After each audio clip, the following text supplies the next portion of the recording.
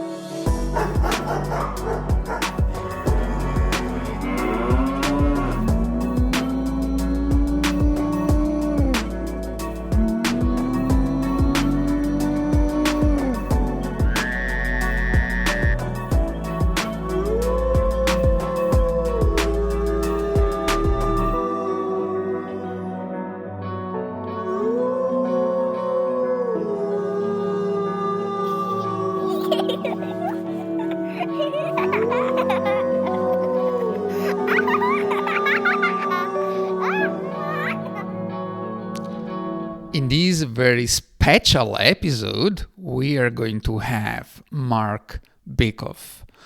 I have to say that this interview has been recorded during the Anthrozoology Symposium 8th edition in November 2025. The Anthrozoology Symposium is a wonderful initiative that brings together passionate people, scholars, and researchers, all interested in human-animal interaction and conflict from all over the world. And we sometimes have some guest speakers or keynote speakers. And in this edition, Marc Bekoff was one of those. And it was an absolute pleasure to have him at the Anthrozoology Symposium, to interview him, or more simply, to have this friendly conversation with him. Marc is a very easygoing person in terms of conversating, but the knowledge he has and the amount of input that he can provide to all of us is always incredible. He is inspiring in so many ways. He has inspired the work of many of us, certainly mine. We have an ongoing collaboration. We sometimes share some contents on his blog post on Psychology Today. We have a friendship. We interact with on certain topics, specifically about dogs. Marc is also a great dog passionate. I keep learning from him, and certainly this conversation is a further opportunity to learn from him, from his passion, from his knowledge, from his dedication to animals, animal emotions, and much more. So, without any further ado, let's move in. Ciao, Marco. Ciao! Fantastic! Wonderful to see you! Come stai? Molto bene, thank you, Molto bene. grazie. Hello, So, everybody. yeah. I might be early. I lost track of the time, so Yeah, that's fantastic, Mark. That's fantastic. It's okay. We are starting to populate after the break. There has been a break, let's say a lunch break, so a bit longer break after already 1 day and a half of presentations, full on. We are doing kind of 12 hours per day with a lot of things happening. Let's see if the configuration it's okay. Not sure if I can feature Mark over Wow. there. Hello, So Dennis. yeah, Mark. Yeah, there is Dennis. You may find some friends over there. Fantastic. Yeah. Uh, we are about 50 people now. Somebody else will enter. We have been, Mark, we have been talking about various things in the last 1 day and a half. Of course, all revolving around animal emotions and animals and music, animals agency or animals, veganism, animals and culture in Hinduism, in Romania, in other places of the world. We have gone through various avenues, but finally we got also to the keynotes. And Mark, it's wonderful to have you here. Well, I'm thrilled. Just tell me what I need to do. Yeah, we'll see. I'm thrilled to introduce you to those wonderful friends here in the symposium, and also the other way around, of course. And foremost, I'm thrilled to for all of you to have you on board, for all of us to have you on board. Um, Mark, I'm not gonna make a formal introduction of who you are, Fine. absolutely, Right. but we have a wonderful conversation, but let me say at least that we are grateful to have you here, and we are grateful for the tremendously important work that you've been doing and you are doing. Absolutely. That's certainly an inspiration for all of us. It's also a form of support somehow, because when we find other voices, strong voices that also push forward values that we also believe in, that's certainly a form of strong support. And this is also what we try to find with each other here in this symposium. So thank you for your dedication, really, your determination, and certainly your resilience too, because I'm sure that Yeah. that you've been going through also some relevant challenges, and maybe this is something we can also discuss a little bit. But first and foremost, animal emotions, Mark. Uh, this is now a door that has been opened already, and also thanks to your important work and the work of others, we are also trying to bring some contribution to that.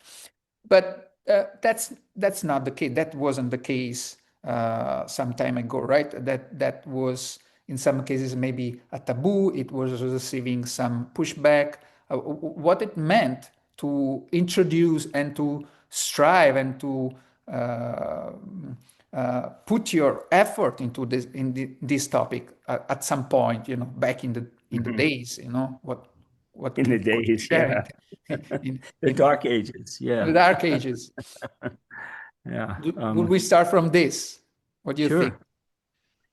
Yeah, I mean, a lot of you know the history of, I guess, cognitive ethology, or the field of cognitive ethology. So yeah, way back when, I mean, of course, you all know that my very close friend and colleague Jane passed away last month. Yes, of course. But before I met her, I used to hang out with her husband Hugo when he came to the United States. He would stay with me and he would sort slides, and maybe one out of 800 would make it. And I'd look at the ones on the floor that were nicer than any photo I could take at the time with my little brownie camera. Um, but Jane really opened the door for a lot of people, but I don't want to say especially me, but maybe especially for me, by naming her animals, talking about unique personalities, focusing on individual differences. And, many of you know, some don't, but, she was a grad student at Cambridge, and they got very upset with her naming the animals, talking about emotions and unique personalities. That was taboo, if you will. But she Yeah. persisted to do it, and it really influenced me. Although my PhD mentor, and he's still going strong.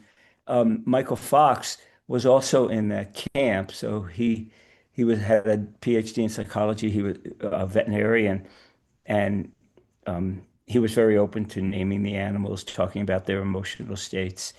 And then, so through the 70s, then Donald Griffin, who I'm sure a lot of you have heard of, Yes.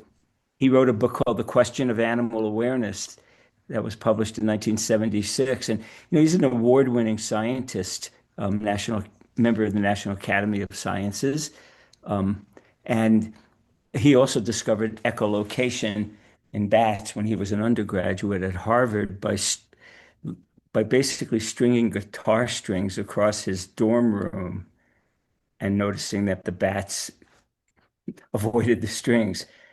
But the reason I mentioned him is because I was at one of the first meetings where he started talking about um, mostly animal thinking. So he didn't really focus on emotions very much.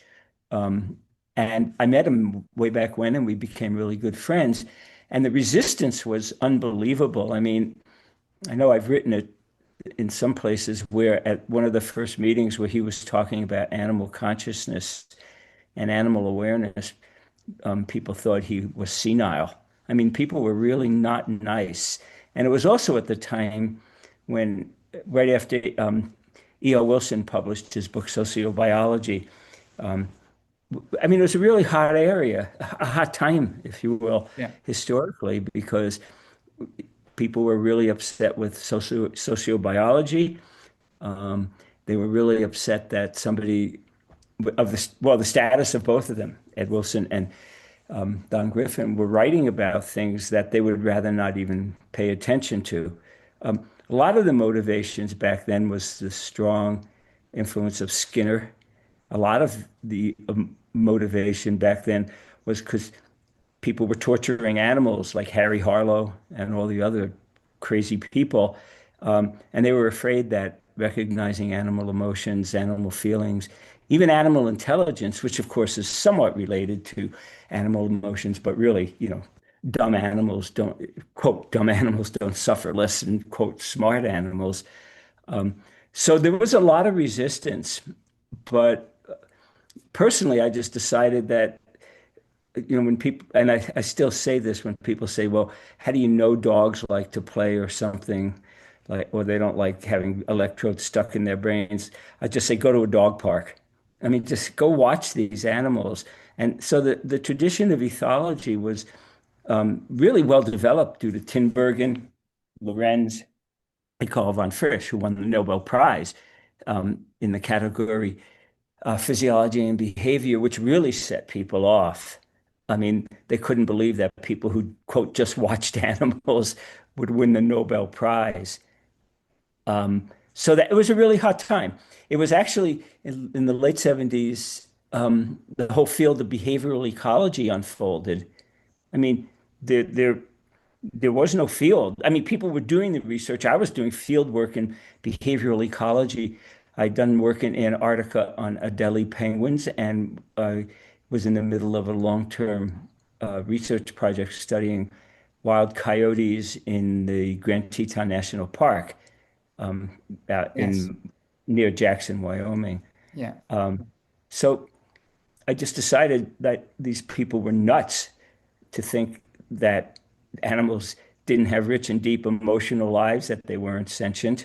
And, and so, I mean, that was basically the history. And looking at it all as from an evolutionary, because really I am a biologist, and folding in Tinbergen's ideas about evolution, adaptation, causation, and development. Oh, I got it right. I used to quiz my students on that.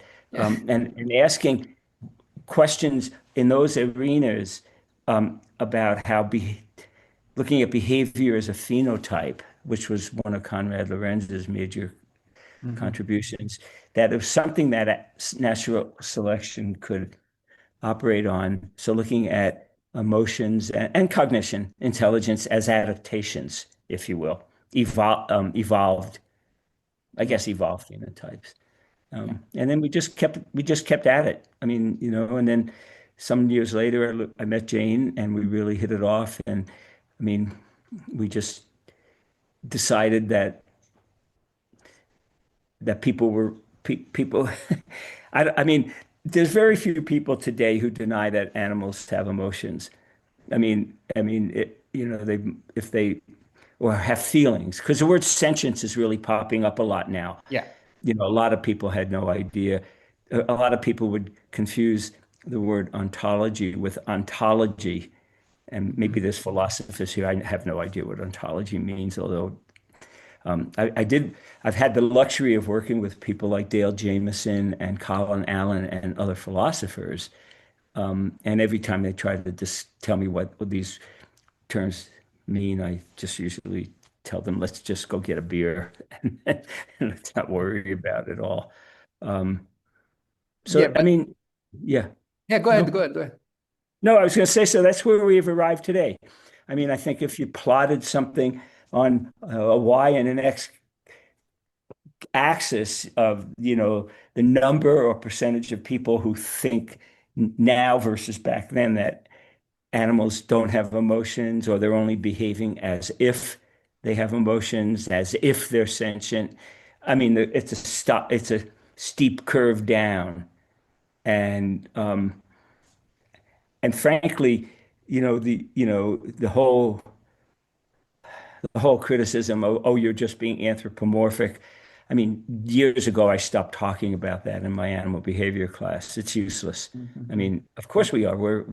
Like, most of us are human beings. I mean, there's a number who or may not be, but so so basically, I think the door opened, and a lot of people gave up. A lot of younger academics gave up because they were criticized and they couldn't get tenure, Mhm. um, and things like that.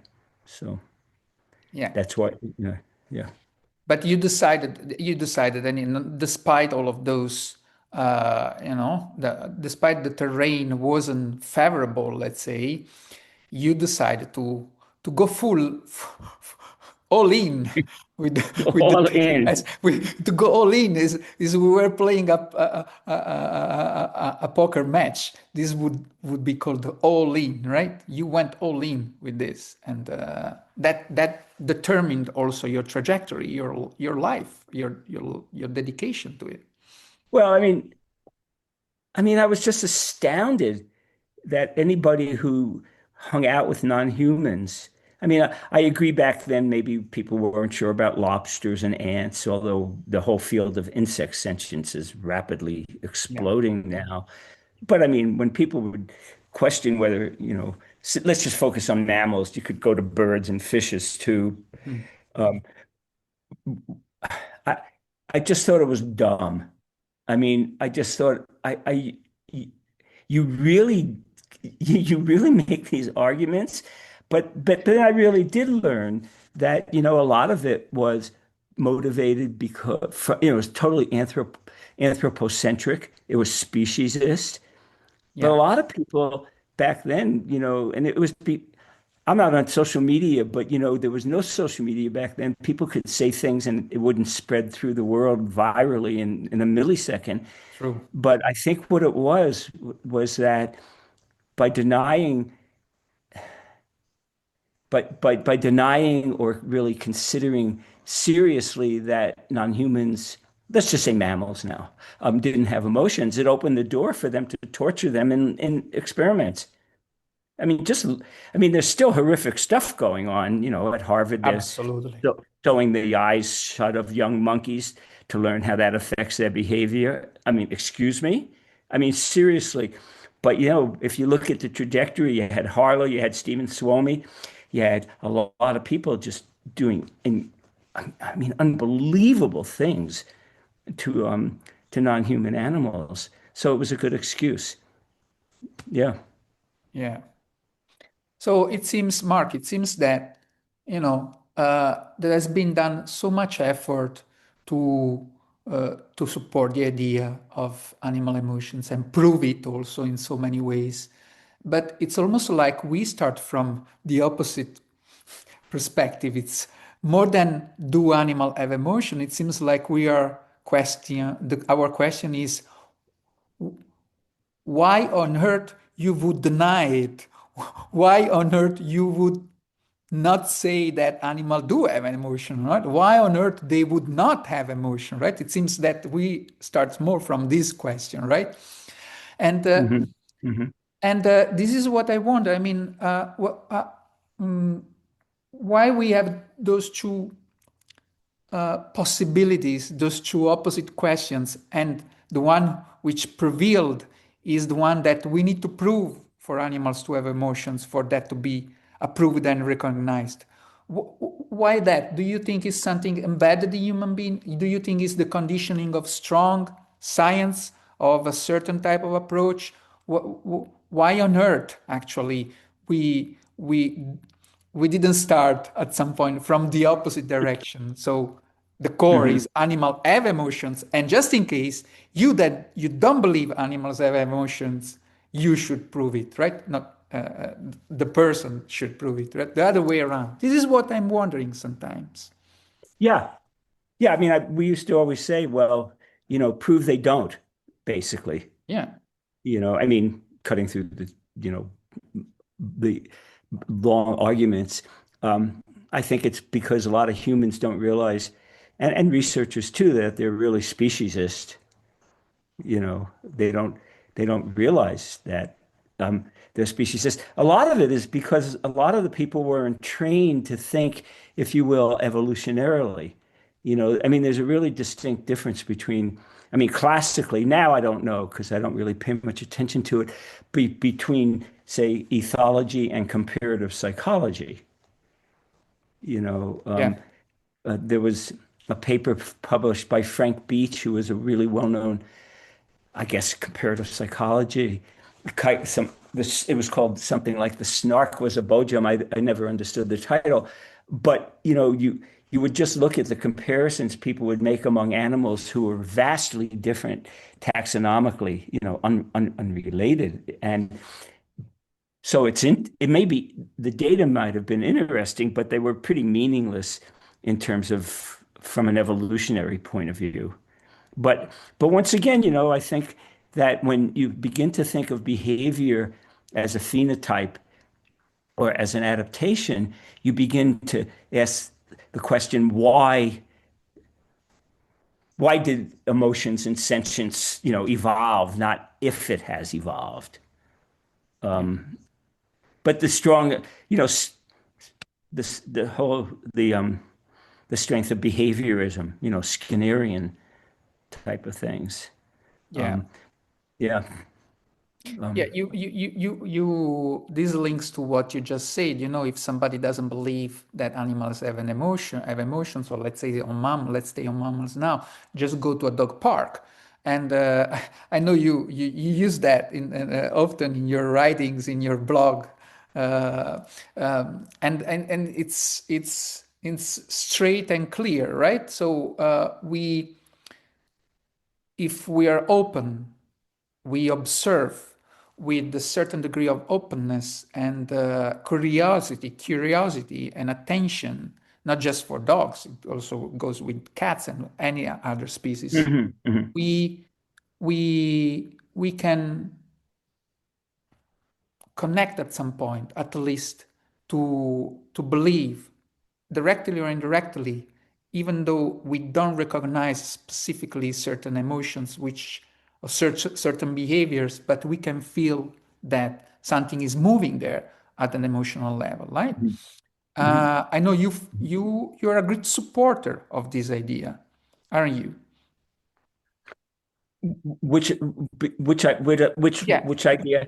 yeah, the fact that we by observing animals, dogs or cats or other animals, and if we are curious and we observe them behaving intraspecifically or with others, with humans, for example, we Hmm. can see that they have emotions. We can at least have an input, Mm.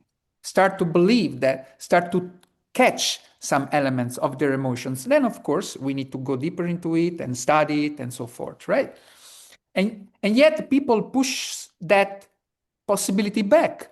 There is something that also in the daily life of people there is a pushback also in that for that possibility. Yeah, I mean, like I said, historically, the field of ethology was really European um, endeavor. And yeah, I mean,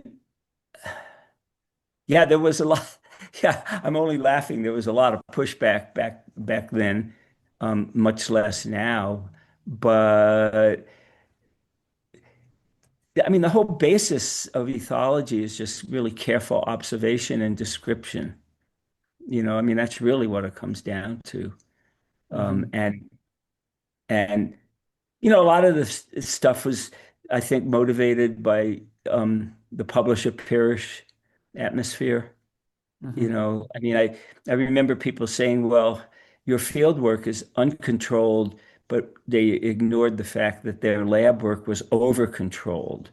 Mhm. The animals they were forced to do, I mean, they were really forced to do certain things, in order to get some reward. I don't know. And they would have all these different paradigms and things like that, asking animals to do things that had nothing to do with their natural behavior, for example. Yeah, Um, absolutely. and when you number animals, you've just taken away their identity as individuals. Um, and, you know, the the naming of animals. I mean, when I was involved in some early studies and left a really prestigious program because I named some of the animals. I refused to take part in the horrific experiments they were doing, but I would watch these animals and I named them, and I was told that I that I wasn't allowed to name them, you know. And I said, well, it's just easier to name them than number them. But it's a really important transition because over time, journals allowed people, researchers, field workers, um, to name their animals. And some people, and that animals are who or who's, not it or which or that. I Yeah. mean, those are really big, big changes. I remember I was flying somewhere and I was working on my little computer, and the woman next to me, we just started talking. Turned out she worked for Microsoft. And so I said, hey, I got an idea for you. Like when you run things through spell check, how how about not changing who or whom to it or that or which? Really, Mhm. you get an error. And she said she would look into it. Well, maybe she did. I don't know if she did, but it really didn't change. But it's these just little things to some people that are huge. And once again, focusing on individuals. I wrote a paper years ago called the Point Oh Five Club, something like that. You know, that that they would data would be clumped. Well, you mean you all know this, and I'm sure many here know more than I do about it, but it would be clumped, and so papers would be reporting trends. Yeah. Um, and then I always used to say, and Michael Fox used to always push this too, and I know Jane did in her field work, is, well, what about the quote exceptions, the outliers? There must be a reason they're not doing what you expect them or want them to do. Um, and it's because they can't or they won't do it, because of the social situation in which they find themselves.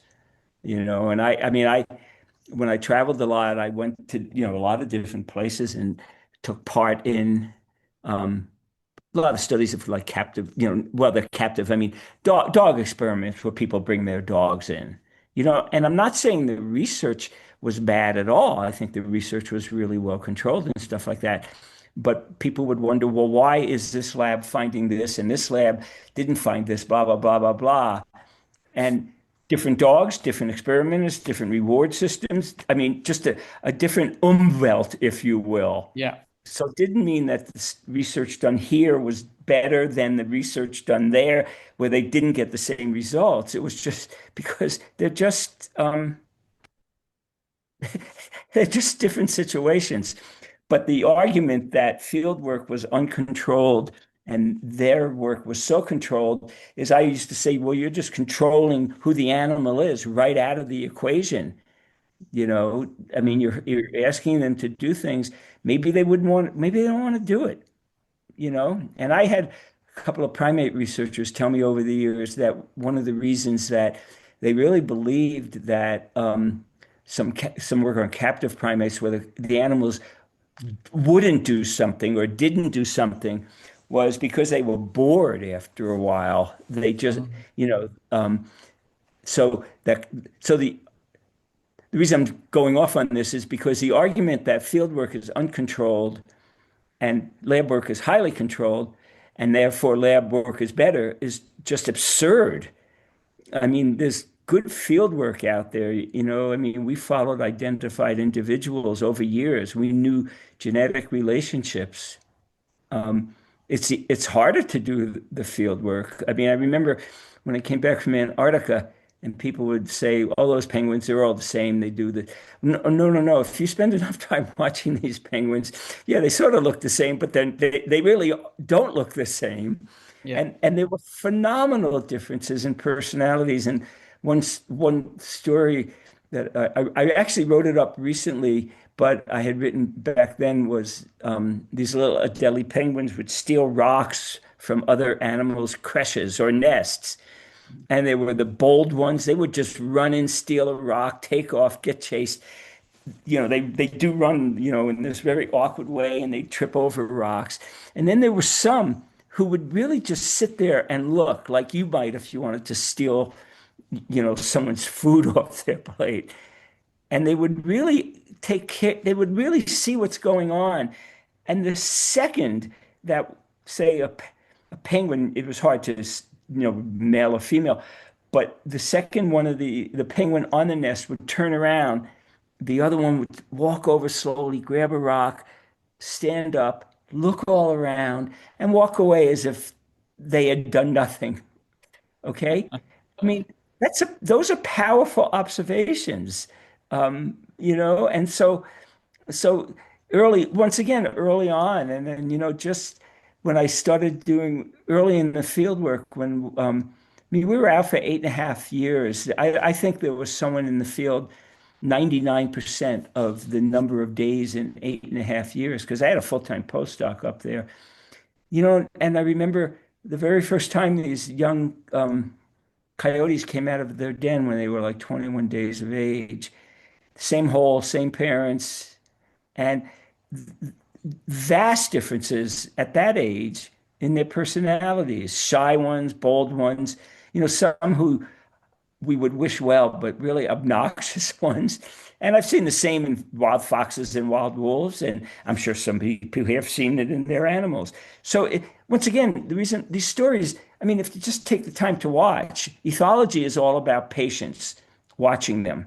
You got to focus in. It may not generate like a paper mill. You do an experiment in the morning and you have a paper published the next morning. But over time, you see the changes in personalities. I mean, Rick McIntyre's work on the Yellowstone wolves, he's now published 5 books on them. Yeah. And I think his latest one is called Thinking Like a Wolf. I mean, people would say, well, wolves don't do this, wolves don't do this. Well, yeah, they do. I mean, he's written books about it, So once again, I really think it's just a different approach. And some of you may have known Jaak Panksepp, or the name. Yeah. So he was a really good friend of mine, but I just did, and I was very open with him. I mean, I really liked his company. We became close friends. But he was looking at how rats like to be tickled and they enjoy play and they laugh, and then did horrific experiments. And I actually think my friendship with him was one of the most valuable, because we could be friends. But I just said I cannot and I will not write much about your research.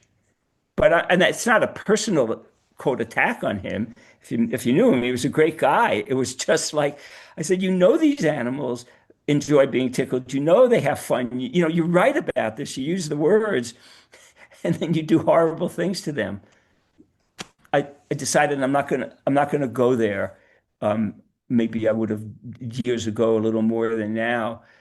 People just have to decide what they want to do and then go do Absolutely. it. Yeah. Absolutely. And thank you for bringing our attention to the core, to the foundations of ethology that are really into observation, right? The core of ethology to bring, this is important to remind. Yeah, because now it all gets more complicated with you need to collect, use various tools, integrate observations with the various Well, system models, technology, and so forth. But and may be necessary. I'm not saying that. It may be mhm. important and necessary, but it's important also to remember the core of observation, right? Well, yeah, and I think there's been just a lot of changes. I mean, when we did our early work, like looking at play bows, just analyzing how long they lasted, the form, were they stereotyped, were they, highly evolved ritualized signals, and we would film them and then analyze it frame by frame. I mean, you can do that now on your iPhone and be home. Yeah. And what took us months to do, I mean, I worked with this gal. She was in eighth grade, and she emailed me. It's frightening to think that she's now out of college, and but she emailed me when she was in eighth grade and said, "I want to study playing dogs. I love dogs, and the question I have is whether familiar dogs play differently from unfamiliar dogs. But I'm sure we know that. No, no, no, no. We didn't know that. This would have been, yeah, this would have been probably 12 years ago. So." I told her that, and we set up a study. I mean, it was really cool. Her family became her field assistants. She had two dogs, so she knew who her two dogs didn't know. She went to different dog parks around Boulder, and so she had her confederates. I don't know what the word is, but she knew who her dogs knew, and she knew who knew her dogs. So she collected data on her iPhone. She sent it to me, and she said, "Well, I'm going to feed these data into some program." And I said, "No, the first thing you're going to do is you're going to sit down for about 10 hours and watch the film." And at first it was like, "Oh, I want to go to a party with my friends and all that." But she actually did that. And just because I wanted her to get the feel for what these animals were doing. And I'll tell you, after a couple of hours of doing it, she got really into it. Yeah. So the reason I'm telling that story is because I recently, or a couple of years ago, was asked to review a paper. And really what it was, people collected film, they put it into some digitizer, they digitized this, they did that. And then I actually read it, and I said, "Well, this is really interesting. I'd like to know more about these dogs." The researchers had no idea who these dogs were. They had, so I said, "Well, they're seeing a change in their behavior over time. Did the dog have a bad dream that night? Was the dog hungry? Was the dog sick?" No, but seriously, No, so I think what I really appreciate, I mean, just because it was basically, the zeitgeist at the time was you just had to sit down and watch these animals. I just found my field notes a couple of weeks ago, my notebooks from Antarctica. They were decades old with all the I mean, everything was handwritten. I mean, you might have had a little tape recorder that cost $500, maybe yeah. the size of my TV remote, which now, you couldn't even buy. But I think your question is really important because I'm not quite a Luddite, although I'm somewhat of a Luddite. But people just go, "Oh my goodness gracious, if I go out and spend 2 weeks watching these animals, it's I need to collect the data." So what I used to do with my students when we were analyzing films, I would have like maybe 6 or 8 students. We'd watch a film clip and then we'd talk about it and we could learn from one another. I just wanted them to all agree on certain things so that I knew that when we were looking at the data that we were agreeing that we were seeing a particular behavior pattern. And when we started our field work in Jackson, in the Grand Teton National Park, one of the things once we realized we had a good and a visible population of coyotes, and we were lucky to have it for over 8.5 years. I said, okay, tomorrow we're going to get up at 4 in the morning. It was during the summer. And we're going to sit there for 12 hours. You can go get your lunch or a beer or something like that. No pens, nothing. You're going to watch the animals. We needed spotting scopes. And what my students learned, we painted all the spotting scopes and the cameras dull black so that there was no reflection. I said, I want you to just look at them and get a feel for who the individuals are. And then we'll go out and we'll trap them, and which we did like live traps, and we'll mark them. And at first, of course, some of the students said, "Oh my, this is ridiculous." I said, you can leave. I mean, you don't have to do this work. Once again, it's because you need to watch the animals. If you go back to a lot of Hans Krook's work, Jane's work, George Schalla's work, other people's, I mean, that's what they basically had to do. They just had to watch the animals and get a feel for them. So I think part of what's being lost today is, and I've seen this, like I said, people go out, film a group of animals, throw it into a digitizer, get the information they want, and write a paper. And then you ask them about individual animals or this, and they have no idea because it went from their iPhone to the digitizer to their computer to a manuscript. Yeah. Mark, I think that if the paper you reviewed, you just mentioned, if that was a double-blind review of some sort, they may have recognized who was the reviewer making those comments, maybe asking for the personality or some details on the dog, right? But that links well to the individual personality of dogs, of animals for that matter, of every species, of every type of animal, every species. To understand every species, a species, we need to have an understanding of their ethogram, their umwelt, but we need to also, where that is required, to go into the details, into the specific personality of that very individual. That links also well, Mhm. for example, to dog training, to animal training in other contexts, Mhm. but also links well to compassionate conservation, for example. And this is very important, I know, for you. Mhm. Would you like to say Well, more on that? well, yeah. I mean, no, you're totally right. I mean, the focus on individuals. Um, I mean, early on, there's earlier natural history books that are wonderful, that focused on that, but people would write them off as being non-scientific or something like that. When in fact they were highly scientific. The people actually watched the animals and took careful notes. Um, yeah, so the focus on individuals, I mean, for me over the time, I never even realized that it was a debatable issue, if you will. Mm, I mean, we were able to follow known coyotes and certainly the wolf work in Yellowstone, a lot of the primate work now, other animals, of course. We could follow identified individuals over time, and we would know their genetic relationships. We'd know moms, dads, aunts, uncles, siblings, littermates, and older siblings, say. Um, so it never dawned on me that making, we shouldn't be focusing on individuals, and not talk about the dog, the wolf, the rat, the mice, because there is no the dog for, focusing on dogs for people who study dogs like mhm, Marco and I do. And, so you're right, from the practical aspect, dog training. I mean, I work with, good, positive, force-free trainers. And one of their, and everyone who I work with has had a background in animal behavior, and been certified, dog trainers and have other, credentials. But focusing on the individuals was really critical. And so I also work in conservation.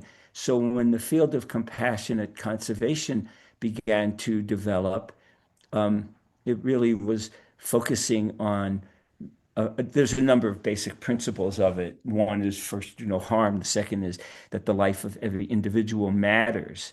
I mean, it never even dawned on me that that wouldn't be the case, because classical conservation is murder incorporated in many ways. I mean, it Mm. just is. I mean, I mean, killing's fine. It's those debates are still going on today, and I'll get to that in a few minutes.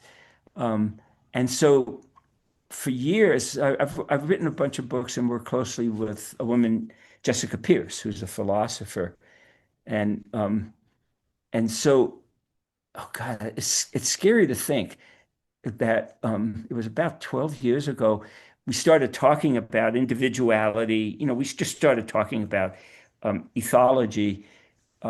She knew far more ethology than I cared to know about philosophy, although I learned a lot from her and Dale Jamieson and others. So we started using the phrase animal well-being rather than animal welfare, because animal welfare doesn't really protect that many animals. I mean, Mm. it's basically the that old calculus, It's slippery for sure as a term. it's that you're being kind, but yeah, greasy may be slippery. That's okay, right? But we started talking about it.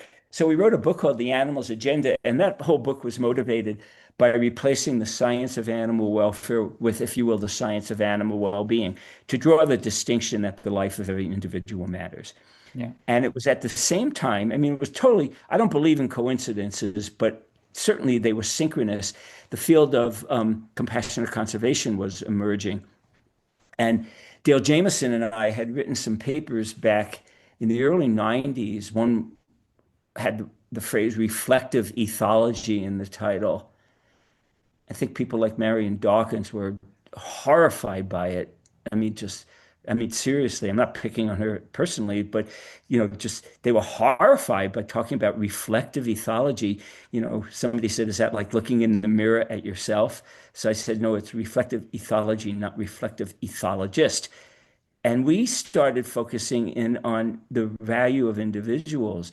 So what's interesting historically, and I think you'll see it now, is, and what Marco's questions are really important, is that all these things were churning in the background, going back to Jane's work on naming animals, individuality, personalities, following known individuals, blah, blah, blah, whole ethology, the whole ethological approach following on Tim Bergen's ideas, for example. So we started writing about individuals, and over time, because I'm a field biologist and I got involved in conservation protocols where, oh yeah, there's a lot of the X, there's a lot of rats, just kill some of them, it's fine. There's more. And I kept thinking, well, no, no, no. Each and every one of those individuals is a sentient being. I mean, they have a perspective on life. I mean, they value their life. And I used to say, if somebody came up to me and said, well, there's a lot of men like you, human men, males like you, so, you're disposable, I would just say, well, no, thank you. You know, I'd rather not get involved in that discussion. But slowly but surely, the field of compassionate conservation was emerging and it became named. And once again, one of the main tenets of it is that each and every individual life is important because they have intrinsic or inherent value.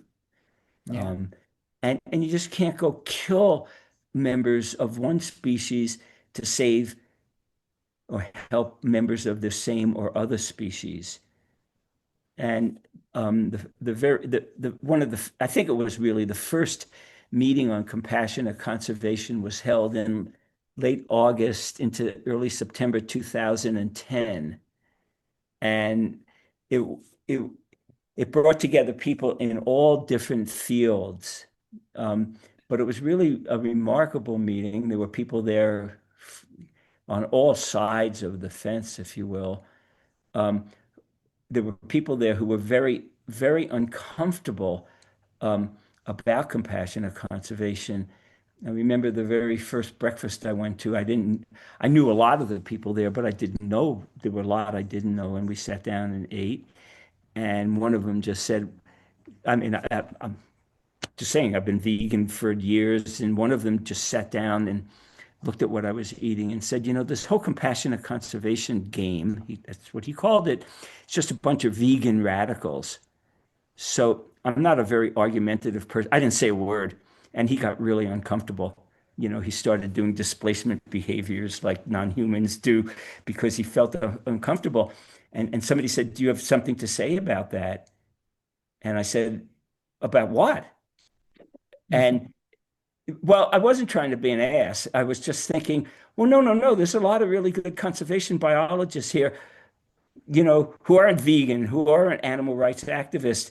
And I actually remember saying, the compassionate conservation is not the radical view. It shouldn't be the radical view. It should be the status quo of conservation. The radical view is that you just go in and kill these animals wantonly. And and so over time, it's really gotten hold. There's a lot of successful projects. I remember so I mean, it's scary to think that the meeting was 15 years ago. But over time, a lot of younger researchers, new researchers, people who have been doing research have really focused in on what I think is, I mean, other than saving individual lives, is focusing on the reliability of data. There's a woman, Gisela Kaplan in Australia, who's been writing a lot about field techniques studying birds. I mean, the Mm. field techniques people use change the behavior of the animals. I mean, that's not rocket science. So I think one of the good things that's come out of compassionate conservation is people are paying much more attention to how they're treating, observing, intruding into their lives, the animals who they want to study. Because I reviewed some papers and I said, well, these are really interesting papers on mostly on carnivores, but they have to put the word stressed in the title because they're looking at the home range and the movement patterns of stressed fill in the blank animals Mm. because they trapped them, they marked them, they mishandled them. And Gazella wrote a really great paper a couple of years ago, and I interviewed her for Psychology Today, just talking about work on birds.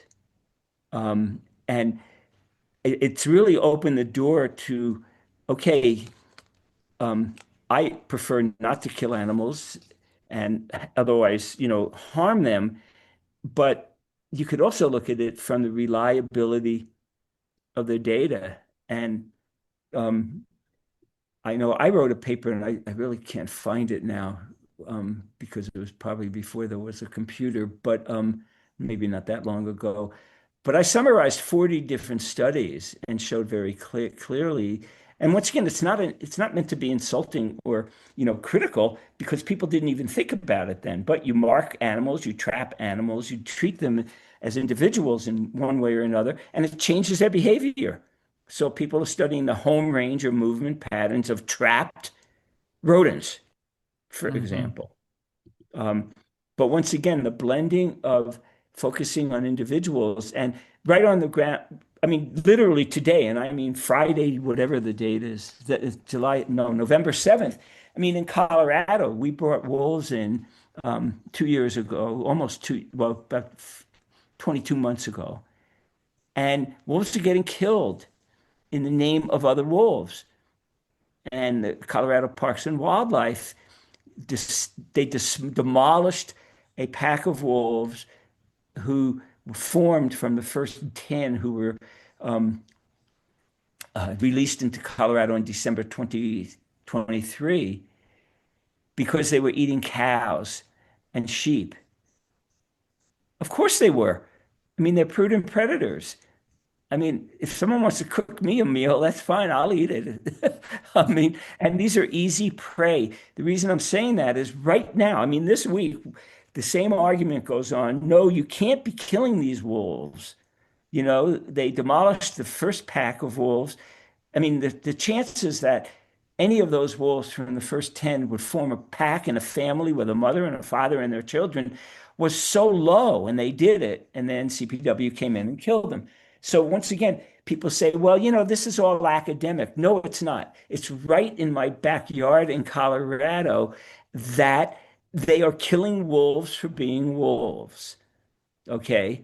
And when you start to use the word compassion with some of the ranchers, I remember one of the criticisms of compassionate conservation was it was too soft and too feminine. I gave a talk in Sydney, Australia, in I think it was in February of 2013, and the title was more academic, like the pros and cons of compassionate conservation, which could have been the most boring title I've ever that they wanted. And the day before, I said, let's change the title of this talk to "Would You Kill Your Dog for Fun?" And the reason that, and then I mean, the attendance almost doubled. So I wasn't trying to be an ass once again, but really, when you think about this, would you treat your dog in the same way as you treat these Mm. wild animals? Say wolves, coyotes, dingoes, all members of the dog family, all sentient mammals. And so I gave the talk. I talked about compassionate conservation and the basic principles. And at the end, a guy stood up and said, well, this is really interesting. But he actually said this. It blows my mind these days, but I mean, I wasn't hearing things. He said, it's really soft. Where's the science behind it? It's really feminine. Thank you, but I didn't say a word. And I don't study people, but once again, he started fidgeting, doing all these displacement behaviors that you do when you're embarrassed. Yeah. Um, but that was one of the criticisms. I think I worked with a woman named Ariane Wallach, who was really an early leader in the compassionate conservation movement, if you will, or program.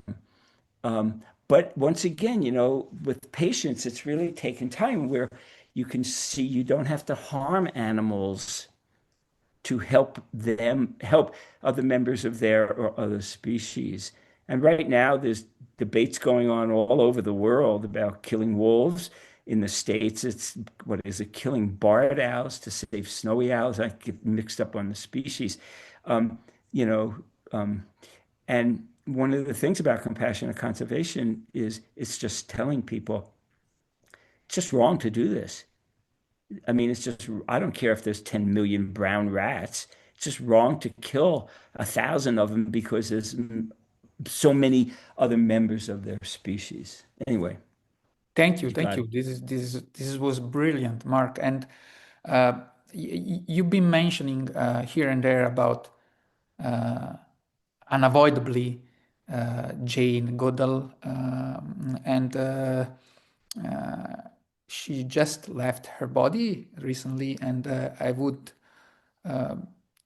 take this opportunity also to dedicate a moment of this conversation to her, to her legacy, to the tremendous work that she has also been doing.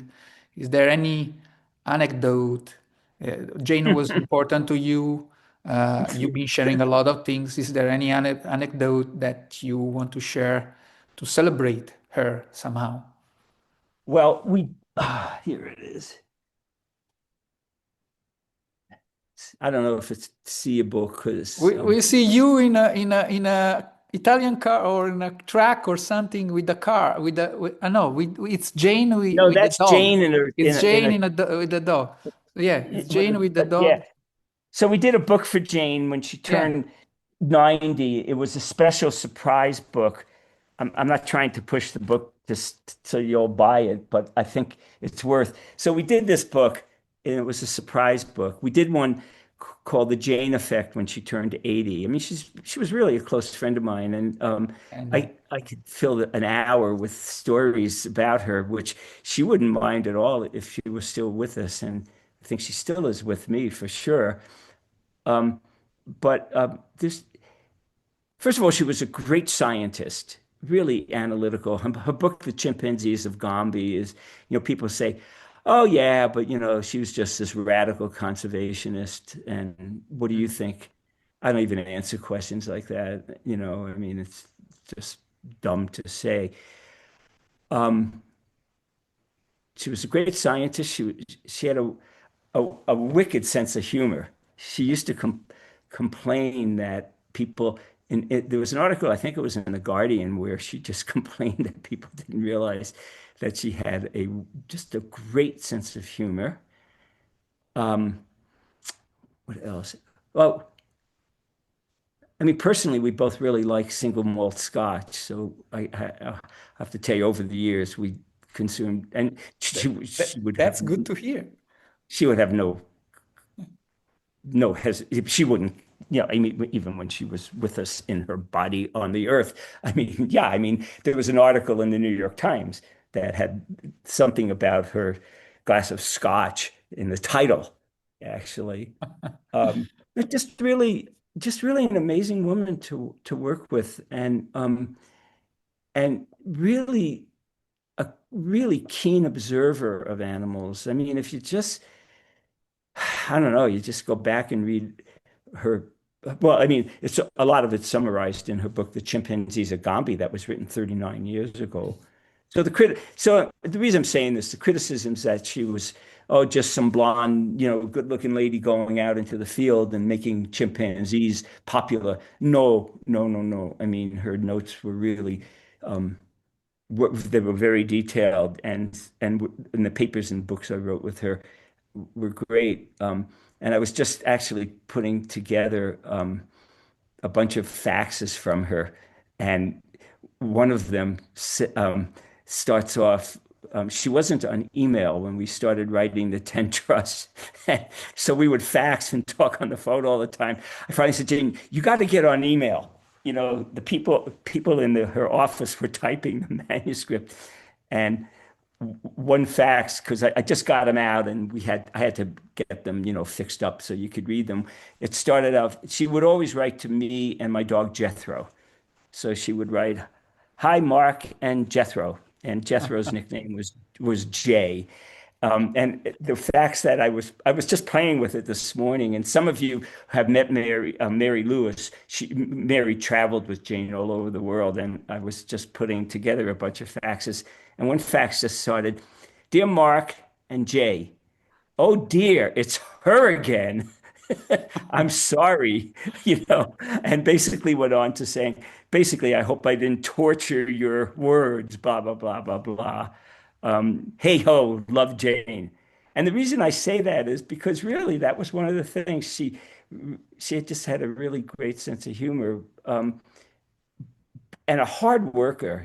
People would say, "Oh yeah, she just puts her name on things." No, I remember just because we traveled a lot together, and when we were writing the 10 Trusts, Mary Lewis, Jane, and we just shared a house that this group at Eastern Washington University gave us. We were doing roots and shoots groups together, um, and just, I mean, the detail that she would. It was crazy making for me sometimes. Mm, But so yeah, her sense of humor, her dedication to her work, as you really know. I mean, she was trapped. absolutely. COVID really put the clamps on her. I think Mm, she was going stir crazy at home, but she was doing Zooms 24/7, it seemed like. And the minute she could travel again, she was back to traveling extensively, like 300 plus days a year. mhm.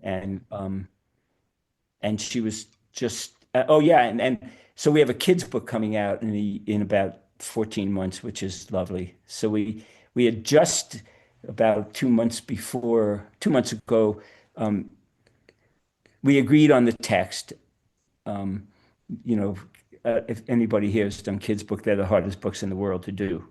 And I Mm, mean, so about a year ago, they wanted, it's about an elephant. I'm not going to say more now, but I could definitely say more soon. And so the publisher wanted just notes on the natural history of elephants, and they wanted around 2,000 words. So I sent them 10,000 words because I like elephants.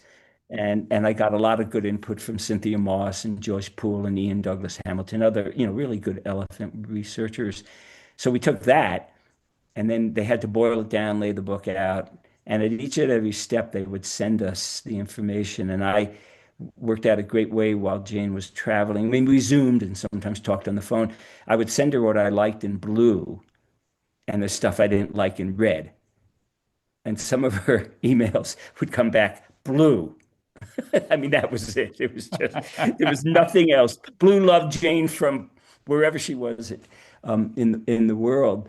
But I tell you that story too, because, ultimately there's about 1,000 words.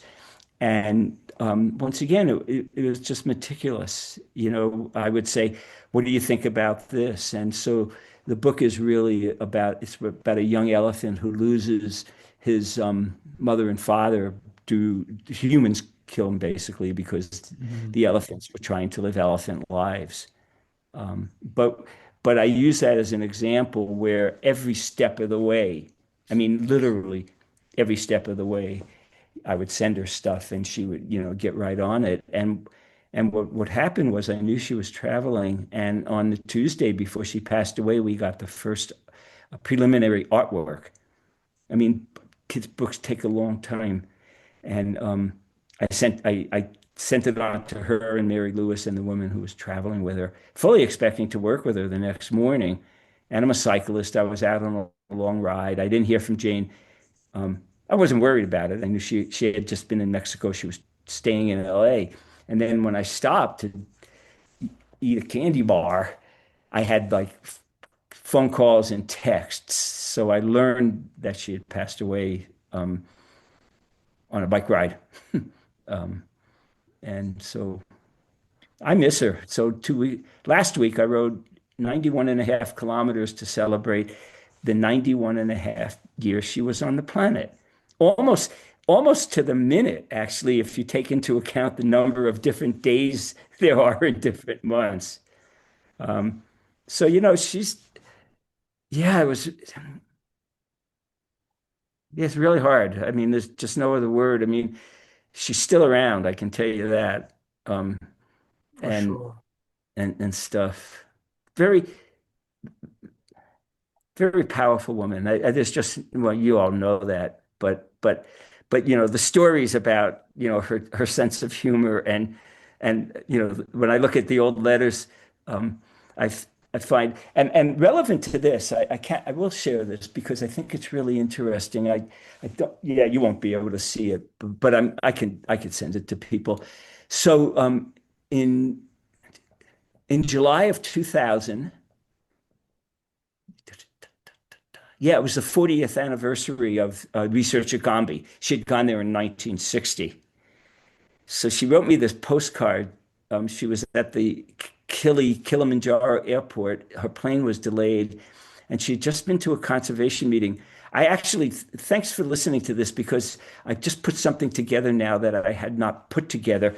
Was she had been at a meeting? She wrote to Professor Mark and Mr. J. That was a joke, but that was my dog. But in the postcard, and I just had it refurbished because it was really hard to read. It was really old. She'd been to a conservation meeting. Oh yeah, this is amazing. And I think she was in East Africa. She may have been in Tanzania or Kenya. Um, and and she said, so I went to this meeting and I taught people about animal um, cognition, you know, and animal sentience. And then she put the word feelings in capital letters. She had a really nice handwriting, but she could jam like 4 pages of text onto a postcard. But the reason I say that is because I talked to her soon after. I think she was in Boulder, and it was really, in some ways, and I'm going to have to make note of this when it's something I'm writing. She really was planting the seed for compassionate conservation among people who, not that they were resistant to it, but people who had no idea what sentience was. That's yeah. So anyway, so once again, That's it's just a long it's just a yeah, long no, story. that's fantastic, Mark, and it's also a generous sharing, very fond sharing. And I see the chat is also responding very fondly to this particular part of your contribution, and for sure, Jane is remembered, is among us, and it Oh yeah, keeps her work, keeps she's still inspiring us. no, she's And still here. I yeah, promise you. yes, Any and questions? Are we going to do? You don't have to listen to me all morning. I don't. Well, I guess wherever you are, it's morning here. But I'm willing to answer questions if you want to do it. It's up to you. I'm just sitting on my well, couch. thank you so much, Mark. Well, I should say that the chat is populated with various comments and questions, Mhm. but also you can have a quick look to it, but we need to be aware of time, and because we will have Oh, okay. another keynote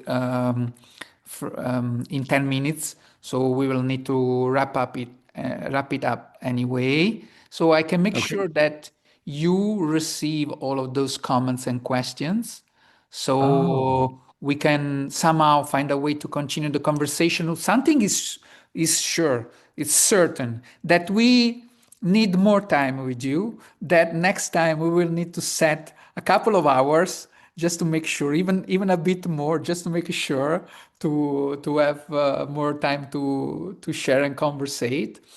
But Mark, um, oh, I just figured out how to open chats. I oh, okay. am. But I'm. don't Okay. worry. I'll make sure that you Yeah. receive all Could the you do that? comments, and Yeah. also we will have the recording of this conversation. So Oh, okay. we'll find a way for this to get to you, and of course, um, from on a personal note, and also in name of everybody being here, let me express again the gratitude for your sharing, important in many ways, and hopefully we will have other opportunities to discuss in all the possible directions. And wonderful to hear that you love single malt scotch.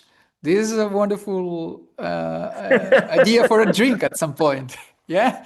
Uh, Yeah, well, I used to meet with Jane, and it would be 8 o'clock at night there, at 1 o'clock in the afternoon. And when we gave her book, it was like New Year's Eve, 2023, and it was noon here or one. And I picked up a glass, yeah. and but there was nothing in it, and I was faking it. And Jane said, "Mark, your glass is empty." So I said, okay. I was going to fill it with tea, but I didn't have any tea. So I had 2 shots of scotch and I spent the rest of the afternoon sleeping on my couch.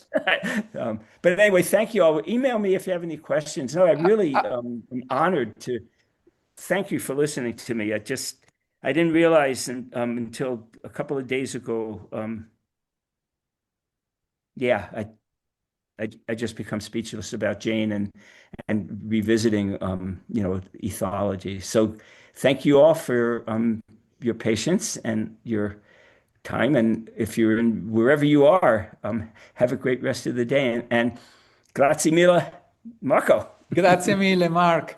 Ciao, touch base soon. Ok, Yes. Ciao, ciao. grazie Thank mille. you. Ciao, Bye bye. grazie. Ciao. Thank you from your host Marco Adda. Please support this program by reviewing the podcast, by reviewing this episode, by writing a comment, by subscribing to the podcast, whatever platform you're using to listen. And if you have any ideas or other comments, write to my personal email, marcogerardoadda@gmail.com. And if you wish to sponsor one or more episodes, you can become a supporter, a sponsor, or a co-author of the podcast, meaning that you can suggest and we can work together on a specific aspect you would like for more awareness to be generated, or a story you want to hear on this program. We want for this podcast to be the voice of the community, that's for sure. Remember, metaphorically speaking, the mouth of the wolf is the safest place you may happen to be. Stay tuned, be foolish and alive. Stay wolf